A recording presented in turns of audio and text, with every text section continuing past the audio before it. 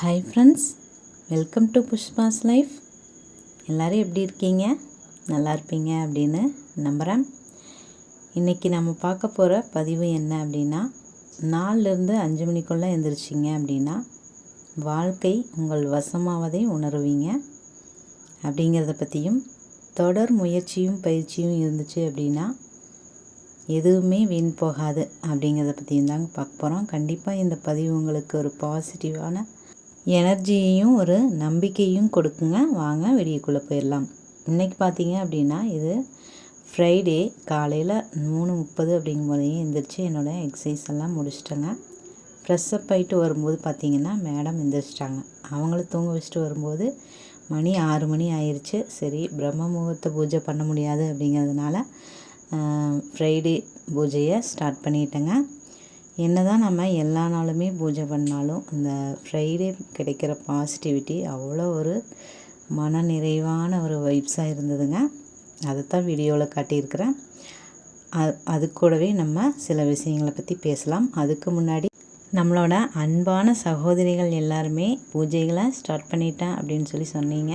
Anitha sister, சீலா sister, அப்புறம் வாசுகி அந்த சகோதரி எல்லாத்துக்குமே மனமார்ந்த வாழ்த்துக்களை நான் தெரிவிச்சுக்கிறேங்க. எல்லாருமே எனக்கு நன்றி சொல்லியிருந்தீங்க. ஆனால் இது எல்லாமே உங்களோட தொடர் முயற்சியும் பயிற்சியும் தாங்க. எப்போவுமே நீங்கள் அந்த முயற்சியை ஃபாலோ பண்ணி மனநிறைவான ஒரு வாழ்க்கையை ஒரு ஹாப்பியாக நீங்கள் வாழணும் அப்படின்னு மனதார நான் கடவுள்கிட்ட வேண்டிக்கிறேங்க. சரி, வாங்க வீடியோக்குள்ளே போயிடலாம். அப்புறம் நம்மளோட அன்பான இன்னொரு சகோதரி புஷ்பவதி அப்படிங்கிற நம்மளோட சகோதரி சொல்லியிருந்தாங்க. அவங்க மனசொடைஞ்ச நேரத்தில் இருக்கும்போது இப்போ என்னோடய இந்த வீடியோ பார்த்ததுக்கப்புறமா ஒரு நம்பிக்கை கிடைச்சிருக்குது அப்படின்னு சொல்லியிருந்தாங்க. சிஸ்டர், நீங்கள் எந்த விதமான பிரச்சனையில் இருக்கிறீங்கன்னு எனக்கு தெரியாது, இருந்தாலும் நீங்கள் மலேசியாவில் இருக்கிறதா சொல்லியிருந்தீங்க. எந்த இடத்துல இருந்தாலும் அந்த 4 to 5 அப்படிங்கிற அந்த நேரத்தை டெய்லியுமே நமக்கு கிடைக்கிற அந்த நேரத்தை பயன்படுத்திக்கோங்க. அந்த நேரத்தில் உங்களால் ஒரு சின்ன உடற்பயிற்சியும் ஒரு சின்ன தியானம் மட்டும் செஞ்சுட்டு வாங்க. கண்டிப்பாக நம்மளோட மனசு வலிமையாகிறத உணருவீங்க. அனுபவபூர்வமாக நான் உணர்ந்ததை தான் உங்கள் கூட நான் ஷேர் பண்ணிக்கிறேன். நானும் இந்த மாதிரி தான் எதுக்கெடுத்தாலும் மனசு உடையிற ஒரு ஆள் தான். அதனால தான் இன்றைக்கி உங்களுக்கு இதை பற்றி சொல்கிறேன் சிஸ்டர். கண்டிப்பாக நீங்கள் அதை செஞ்சு பார்க்கணும்.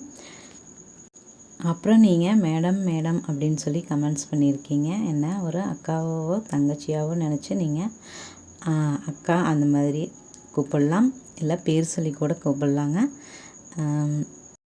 நிறைய விஷயங்களை நம்ம அன்புள்ள சகோதரிகள் உங்களுக்கு உங்கள் கூட நான் ஷேர் பண்ணிக்கணும் அப்படின்னு ஆசைப்பட்றேங்க. என்ன அப்படின்னா, அந்த 4 to 5க்குள்ளே எந்திரிச்சு நம்ம செய்கிற அந்த தியானமாக இருக்கட்டும், இல்லை நம்மளோட பூஜைகளாக இருக்கட்டும், அவ்வளோ ஒரு பாசிட்டிவான ஒரு லைஃப்பை நம்மளுக்கு கொடுக்குதுன்னே சொல்லலாம். நம்மளோட வாழ்க்கை நம்ம கையில் இருக்குது, நம் வசம்தான் இருக்குது அப்படிங்கிறத உணர வைக்கக்கூடிய ஒரு தருணமும் அந்த நேரத்தில் தாங்க கிடைக்கிது. அதை எப்போவுமே யாருக்காகவும் மிஸ் பண்ணிடாதீங்க. நாம் புதுசாக ஒரு வேலையை செய்யும்போது இன்ட்ரெஸ்ட்டில் கொஞ்ச நாள் செய்வோம்.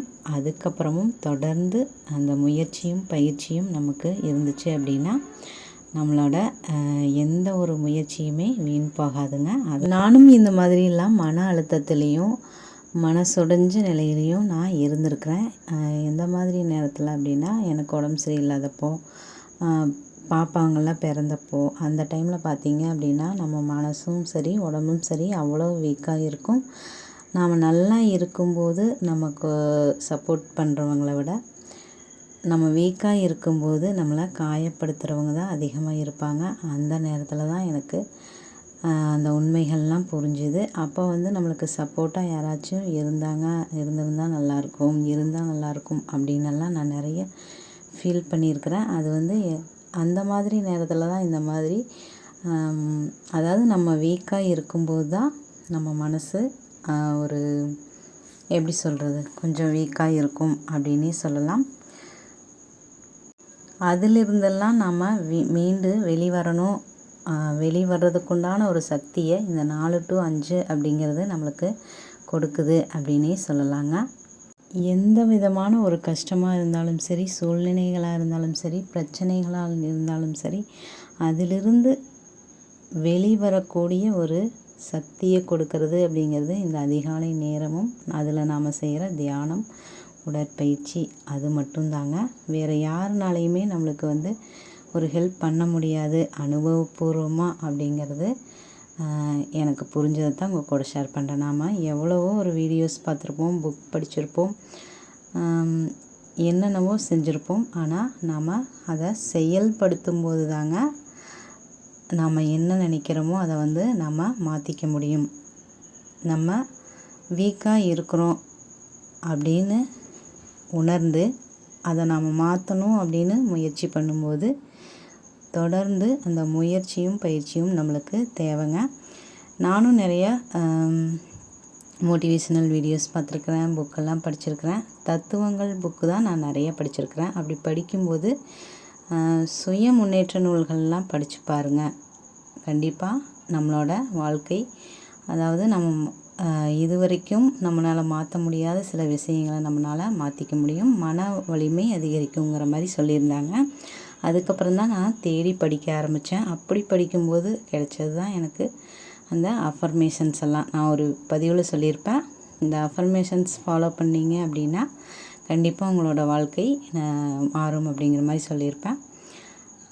புஷ்பவதி சிஸ்டர் அந்த அஃபர்மேஷன்ஸையும் நீங்கள் கொஞ்சம் சொல்லிக்கலாம். ஏன்னா நம்ம ஒரு சின்ன வயசாக இருக்கும்போது நம்மக்கிட்டேயும் நிறைய டேலண்ட் இருக்கும், நம்மளை எல்லாருமே பாராட்டியிருப்பாங்க. அதையெல்லாம் இப்போ நம்ம மறந்துருப்போம். அந்த அஃபர்மேஷன்ஸ் எல்லாம் சொல்லும்போது தான் நம்ம யார் அப்படிங்கிறது நம்மளுக்கு புரிய வரும். பாசிட்டிவான ஒரு தாட்ஸ் எல்லாம் உருவாக ஆரம்பிக்கும். பழைய நிலைமைக்கு நம்ம திரும்பி வர முடியும். ஏன்னா இப்போ ஏதாவது ஒரு சிச்சுவேஷனில் நம்மளையே மறந்துருப்போம், அந்த சூழ்நிலைகள்லேயே நம்ம மூழ்கி இருப்போம். அந்த சூழ்நிலைகள்லேருந்து நாம் வெளிவரதுக்குண்டான ஒரு சக்தியை கொடுக்கறது அந்த பாசிட்டிவான ஒரு வார்த்தைகள் தாங்க. அதையும் நீங்கள் முயற்சி பண்ணி பாருங்கள். ஏன்னா நம்ம இது நாள் வரைக்கும் நம்ம உள்ளுணர்வு எதை நம்பிட்டு இருக்குதோ அதுபடி தான் நாம் இருப்போம். என்ன தான் நம்ம ஒரு வீடியோஸ் பார்த்தோ இல்லை ஏதாவது ஒரு புக் படித்தோ நம்மளை நம்ம மாற்றிக்கணும் அப்படின்னு முயற்சி பண்ணாலும் அதில் நம்ம தோற்று போகிறதுக்கு உண்டான சான்சஸ் இருக்குது. ஏன் அப்படின்னா நம்ம வளர்ந்த சூழ்நிலைகளாக இருக்கலாம். இந்த மாதிரி பாசிட்டிவாக எப்படி வாழணும் அப்படிங்கிறது நம்மளை சுற்றி இருக்கிறவங்களுக்கும் தெரியாது, நம்மளுக்கும் தெரியாது. அதனால் நம்ம அப்படியே தான் இருப்போம். நம்மளோட உள்ளுணர்வும் அப்படி தான் இருக்கும். நம்ம உள்ளுணர்வை நம்ம பாசிட்டிவாக மாற்றும்போது கண்டிப்பாக நம்மளோட வாழ்க்கையும் மாறும். நம்மளோட எண்ணங்களும் தாட்ஸும் எல்லாம் மாறும்போது மறுபடியும் நம்ம சின்ன வயசுலேருந்து அந்த உற்சாகத்துக்கு திரும்பி வரலாங்க. நம்மளை சுற்றி இருக்கிறவங்களுக்கும் தெரியாது அப்படின்னு நான் ஏன் சொன்னேன் அப்படின்னா, இப்போ நான் ஃபாலோ பண்ணி எனக்கு கிடைக்கிற இந்த உற்சாகத்தையும் சந்தோஷத்தையும் மற்றவங்களும் அனுபவிக்கணும் அப்படின்னு சொல்லி நான் நிறைய பேர்கிட்ட சொல்லியிருக்கிறேன். ஆனால் யாருமே இது வரைக்கும் ஃபாலோ பண்ணவே இல்லைங்க. என்னையும் ஒரு வித்தியாசமாகவே தான் பார்த்தாங்க.